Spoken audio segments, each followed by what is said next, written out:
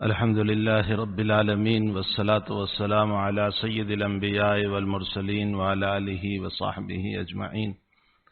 أما بعد، أعوذ بالله من الشيطان الرجيم. بسم الله الرحمن الرحيم.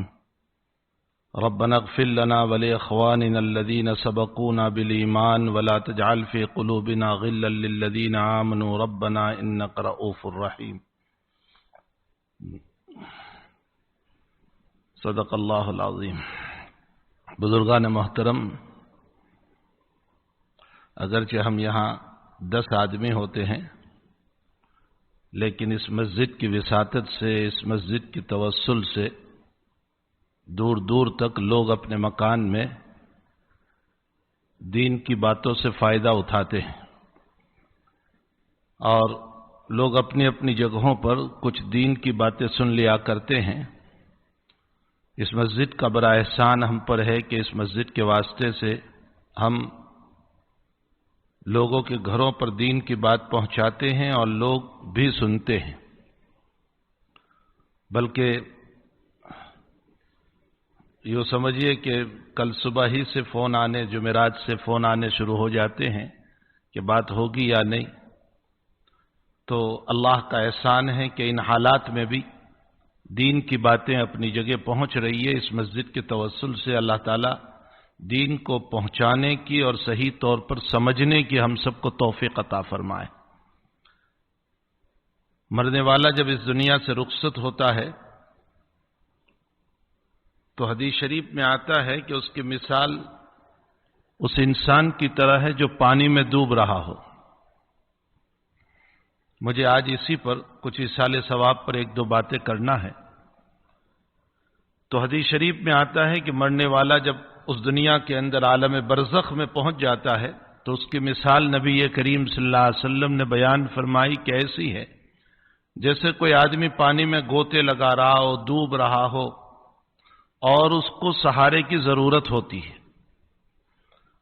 اور جب کنارے پر انسان پہنچ کر اس کو ہاتھ دیتا ہے تو وہ اس کے ذریعے سے باہر آ جاتا ہے. ٹھیک اسی طرح عالم برزخ میں جو جاتا ہے، جو موت کے بعد رخصت ہوتا ہے، وہ گویا کہ پانی میں گوتے لگا رہا ہے، ڈوبنے کے قریب ہو رہا ہے.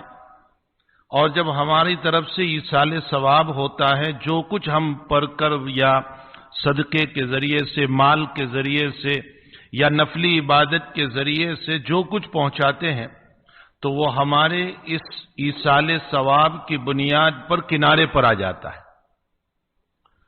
حضرت شاہ عبدالعزیز صاحب محدث دہلوی رحمۃ اللہ علیہ بہت بڑی شخصیت گزری ہے. ان کا لقب ہی تھا محدث. بہت بڑی شخصیت ہے. انہوں نے قرآن کریم کے کچھ پاروں کی تفسیر لکھی ہے. اس میں لکھا ہے انہوں نے سورہ انشقاق کی تفسیر میں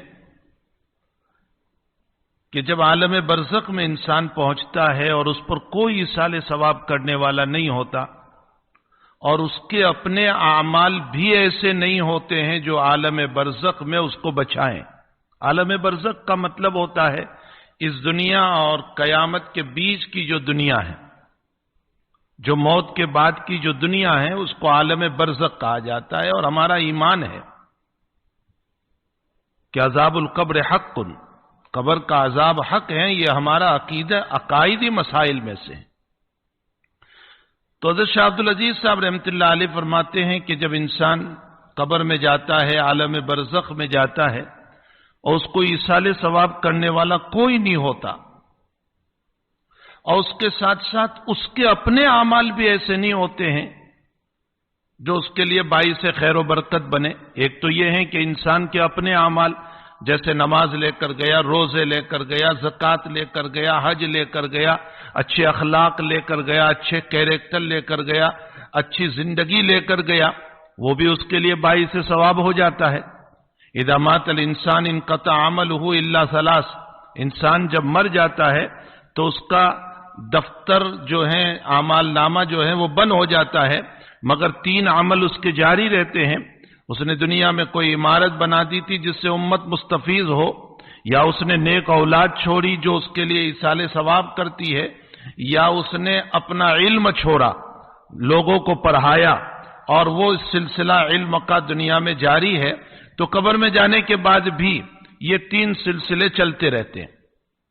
لیکن شاہ صاحب رحمۃ اللہ علیہ فرماتے ہیں کہ ایک وہ انسان ہے جس کو کوئی ایصال ثواب کرنے والا بھی نہیں، اور اس کے ساتھ ساتھ اس کے اپنے اعمال بھی ایسے نہیں کہ جو اس کے لیے باعث خیر و برکت بنتے ہو۔ تو فرمایا کہ عالم برزخ میں ایک سمندر ہے، ایک دریا ہے، اس دریا میں اس کو ڈبو دیا جاتا ہے، یہاں تک کہ کسی کی طرف سے جب ایصال ثواب کا مسئلہ پہنچتا ہے اور وہ پوری امت کے لیے ایصال ثواب کوئی انسان کرتا ہے، تو ایسے موقع پر اس ایصال ثواب کرنے والے کا کوئی حصہ اس ڈوبنے والے کو دیا جاتا ہے جس کی بنیاد پر وہ نکل آتا ہے۔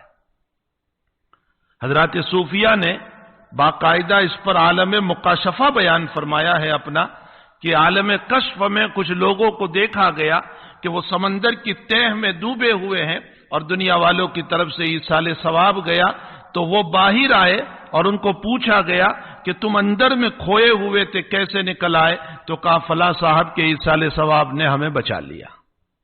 تو ایصال ثواب بہت بڑی چیز ہے، اسی لیے بخاری مسلم کی روایت ہے، ہماری بدقسمتی یہ ہے کہ روزانہ ہم قبرستانوں سے گزرتے ہیں اور قبر کے قریب سے ہمارا گزر ہوتا ہے، کم سے کم قبرستانوں کے قریب سے تو ضرور ہم گاڑیاں لے کر گزرتے ہیں، لیکن ہمیں یہ توفیق نہیں ہوتی کہ 3 مرتبہ قل هو اللہ شریف پڑھ کر ایصال ثواب کر دیں یا الحمد شریف پڑھ کر ایصال ثواب کر دیں۔ حضرات صحابہ کرام نے بخاری اور مسلم کی روایت متفق علیہ نبی علیہ الصلوۃ والسلام سے سوال فرمایا کہ حضرت کبھی کبھی ہمارا راستوں میں گزرنا ہوتا ہے اور وہاں مسلم کی قبریں آتی ہے، تو ہم کیا کریں؟ تو کیا فرمایا حضرت نے؟ اتنا بہترین جواب دیا نبی کریم صلی اللہ علیہ وسلم نے، فرمایا پہلے تو ان کو سلام کر لو، السلام علیکم یا اہل القبور من المسلمین والمسلمات والمؤمنین والمؤمنات۔ اس کے بعد فرمایا ان کے لیے دعا کرو، یغفر اللہ لنا ولکم، اللہ ہماری بھی مغفرت فرمائے، اللہ تمہاری بھی مغفرت فرمائے۔ آگے ایک دعا اور نبی علیہ السلام نے بتائی، وَنَسْأَلُ اللَّهُ الْعَفْوَ وَالْعَافِيَةَ لَنَا وَلَكُمْ، اور ہم عافیت مانگتے ہیں تمہارے لیے بھی اور ہمارے لیے بھی۔ 2 دعائیں، یغفر اللہ لنا ولکم، ہماری بھی اللہ مغفرت کرے، اے قبرستان والو تمہاری بھی اللہ مغفرت کرے، وَنَسْأَلُ اللَّهَ الْعَفْوَ وَالْعَافِيَةَ لنا ولکم، اللہ ہماری بھی ہمیں بھی عافیت عطا فرمائے، تمہیں بھی عافیت عطا فرمائے۔ پھر ان کو تسلی دو، کیا تسلی دو؟ انتم لنا سلف ونحن اثر، اثر کا معنی پیچھے آنے والا، اسی لیے حدیث شریف کو اثر اس لیے کہا گیا ہے کہ اللہ کے حبیب پاک صلی اللہ علیہ وسلم تو تشریف لے گئے لیکن آپ کی روایات پیچھے رہ گئی، آپ کی روایات دنیا میں رہ گئی، اس لیے حدیث شریف کو اثر بھی کہا گیا، آثار بھی کہا گیا۔ تو انتم لنا سلف، آپ ہم سے پہلے قبر میں گئے ہو، ونحن اثر، اور ہم تمہارے پیچھے آنے والے ہیں۔ ان کو تسلی دو کہ ہم بھی اسی دنیا کو چھوڑ کر اس شہر خاموشہ کے اندر، اس خاموش شہر کے اندر ہم بھی آنے والے ہیں۔ حضور پاک صلی اللہ علیہ وسلم نے فرمایا کہ جب تمہارا کسی قبر سے گزر ہو یا قبرستان والوں سے گزر ہو تو یہ دعا پڑھ لیا کرو، ان کو سلام کر لیا کرو، ان کے لیے دعا کر دیا کرو۔ اور پھر ہمارا اپنا معمول بھی یہ ہونا چاہیے کہ ہم کچھ ایصال ثواب کریں۔ بعض علماء نے لکھا ہے کہ اگر کوئی اپنی میت کو خواب میں دیکھنا چاہتا ہے، اپنے مرحوم کو خواب میں دیکھنا چاہتا ہے کہ اس کی کیفیت کیا ہے، اس کے حالات کیا ہے، تو لکھا ہے کہ عشاء کی نماز سکون کے ساتھ پڑھیں، اطمینان کے ساتھ پڑھیں، اور سکون اور اطمینان کے ساتھ پڑھنے کے بعد پھر اس کے بعد 4 رکعت نماز پڑھیں۔ یہ 4 رکعت نفل نماز، جو بھی صورت اس میں آئے وہ پڑھ لے، چاہے والضحیٰ پڑھے، علم نشرح پڑھے، والتین پڑھے، جو بھی صورت آ جاتی ہے ان 4 صورتوں کو پڑھ لے، اور 4 رکعت نفل پڑھنے کے بعد ایصال ثواب کر دے مرحوم کو، یعنی جس سے متعلق ہمارے دل میں خیال گزر رہا ہے ہم اس کے متعلق ایصال ثواب کر دیں۔ فرمایا یہ عمل معمول کے ساتھ بناؤ، روزانہ 4 رکعت ایصال ثواب کا، کچھ دن نہیں گزریں گے کہ آپ اپنی اس میت کو اس کیفیت کے ساتھ دیکھو گے جس کیفیت میں اس عالم میں رکھا ہوا ہے۔ جس کیفیت وہ اس دنیا سے جانے کے بعد رکھا ہوا ہے، اس کی روح کا جو پوزیشن ہے، اس کا جو مقام ہے اس عالم کے اندر، اس پوزیشن کو آپ دیکھ لو گے۔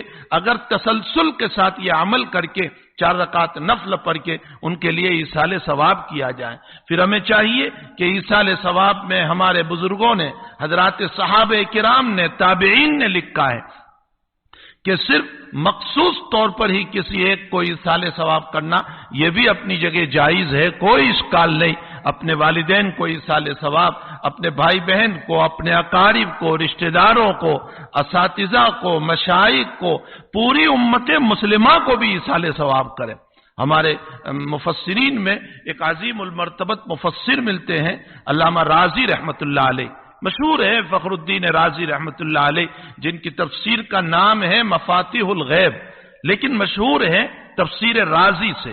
یہ ایک عجیب و غریب شخصیت ہے، عجیب و غریب ان کی تفسیر ہے۔ انہوں نے جب اپنی تفسیر کو مکمل کیا تو ان کے حالات میں لکھا ہے کہ اذا کملت تفسیر، جب انہوں نے تفسیر کو مکمل فرمایا تو اخیر میں انہوں نے دعا کی، اے اللہ میری اس تفسیر کو میں ایصال ثواب کرتا ہوں ان لوگوں کے نام پر جن کے لیے ایصال ثواب کرنے والا کوئی نہیں ہے۔ کتنی بڑی دعا ہے، کتنی بڑی تفسیر ہے۔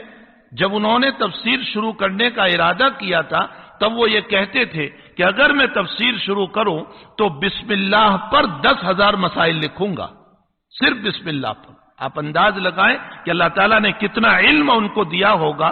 تو عجیب و غریب شخصیت ہے۔ آپ نے جو تفسیر لکھی، فرمایا کہ اے اللہ میری اس تفسیر کا میں ایصال ثواب کرتا ہوں ان لوگوں کے نام جن کے لیے کوئی ایصال ثواب کرنے والا نہیں ہے، اور ان کے اپنے اعمال بھی ایسے نہیں ہیں جو ان کو عالم برزخ میں، عالم قبر میں ان کو بچا سکے، میں ان کے نام ایصال ثواب کرتا ہوں۔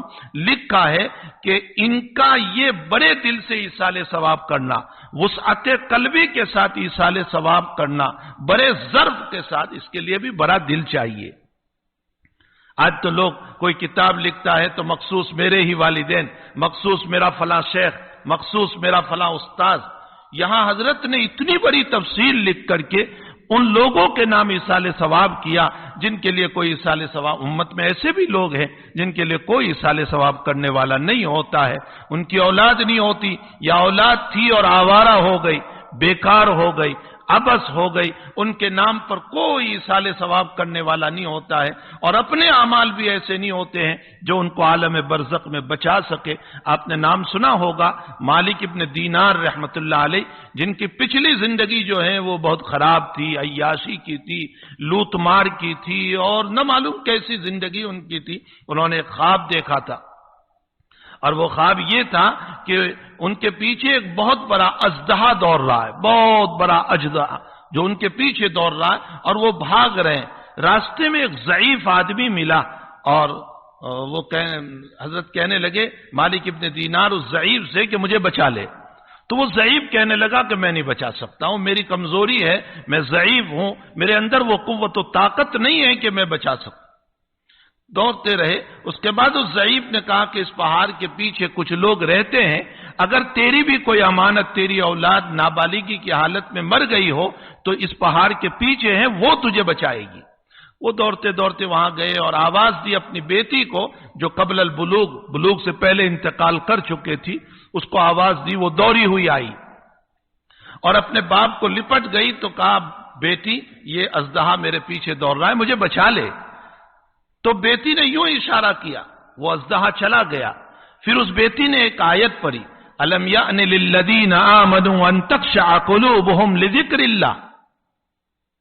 بڑھاپا ہو گیا، داڑھی سفید ہو گئی، چہروں پر نلکیاں پڑنے لگی، ابھی وہ وقت نہیں آیا کہ تم اللہ سے ڈرو۔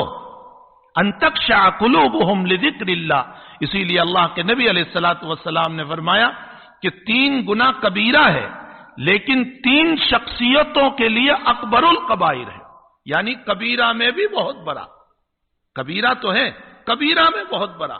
وہ 3 گناہ کون سے ہیں؟ مسلم شریف کتاب الایمان کی روایت ہے، بادشاہ ہو کر جھوٹ بولے۔ تجھے جھوٹ بولنے کی کیا ضرورت تھی؟ تجھے کون مار ڈالتا تھا سچ بولتا تو بادشاہ ہے، گھر کا بڑا ہے، تو جھوٹ کیوں بولا؟ اس پر اس کو ڈبل گناہ ہوتا ہے۔ نمبر 2، برا ہو کر زنا میں مبتلا ہو، برا ہو کر قبر میں جا رہا ہے، چہرے پر داڑھی سفید ہو گئی ہے، نلکیاں پڑ گئی ہے اور اندر سے نفس جوان ہو رہا ہے، فرمایا اس کو ڈبل گناہ ہوا کرتا ہے۔ اور ایک وہ انسان جس نے اپنے پڑوسی کی عورت کے ساتھ غلط کام کیا، زنا ویسے بھی نفس سے زنا بدترین ہے، لیکن پڑوسن کے ساتھ کرنا یہ اکبر القبائر ہے۔ اس لیے اکبر القبائر ہے میرے بھائیوں کہ حقیقت یہ ہے پڑوسی نے تجھ پر اعتماد کیا تھا، جس نے اعتماد کیا تھا اسی کا گھر مارا تو نے۔ تو الم یان للذین آمنوا ان تخشع قلوبہم لذکر اللہ، ابھی وہ دن نہیں آیا، ڈر جائیں۔ صبح اٹھے مالک ابن دینار معبر سے تعبیر پوچھی، فرمایا وہ اژدہا تیرے برے اعمال تھے اور وہ جو ضعیف تھا وہ تیرے نیک عمل تھے، اتنے کمزور تھے کہ تجھے بچا نہ سکے، اور وہ بیٹی نے تجھ کو بچا لیا، وہ تیری مرحومہ بیٹی قبل البلوغ، بلوغ سے پہلے جو مری وہ ہیں۔ معلوم یہ ہوتا ہے کہ اعمال کا ضعف اور کمزوری جو ہے وہ انسان کو پھر بچا نہیں پاتی۔ اس لیے ہمیں چاہیے کہ ہم ساری امت کے لیے دعائیں کریں، ایصال ثواب کریں۔ اب ہم جب دعا کرتے ہیں تو چلو مان لو ہمارے تو مختصر سے جملے ہوتے ہیں، اللہ پوری امت کی مغفرت فرما، پوری امت کو معاف فرما، اللہ میں نے 3 مرتبہ قل واللہ شریف پڑھا، الحمد شریف پڑھا، اللہ ان کا ایصال ثواب کر دے، میں نے $10 دیے ہیں، اللہ پوری امت کے مسلمانوں کو ایصال ثواب۔ کتنا معمولی سا مسئلہ ہے، معمولی سا، لیکن ہم معمولی سمجھتے ہیں۔ یہ قبر میں سوئے ہوئے کو پوچھو کہ ڈوبتے ہوئے کو نکالنے کا ذریعہ بن جاتا ہے، اندر سے جو اندر میں جو ہے نا اس کو نکالنے کا ذریعہ بن جاتا ہے، کتنا بڑا عمل ہے۔ اسی لیے میں نے قرآن کریم کی آیت تلاوت کی، بس اس آیت کا میں ترجمہ کر دیتا ہوں۔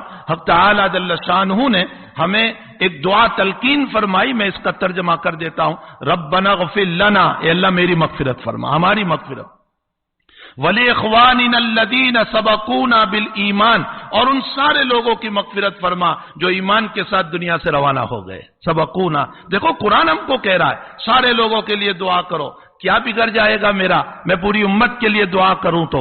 سبقونا بالایمان، تیسری نصیحت اللہ اس آیت میں کر رہا ہے، ربنا اغفر لنا ولاخواننا الذين سبقونا بالایمان ولا تجعل في قلوبنا غلا للذين آمنوا، اے اللہ مومنوں کے باب میں میرے دل سے کینے کو نکال دے۔ اللہ جل شانہ ہم تمام کو اپنے مرحوموں کی ایصال ثواب کی توفیق عطا فرمائے، ان کی مغفرت فرمائے، ان کے درجات کو بلند فرمائے، ان کو معافی عطا فرمائے، حسنات کرنے کی ہمیں توفیق عطا فرمائے۔ وصلی اللہ علی النبی الکریم برحمتک یا ارحم الراحمین۔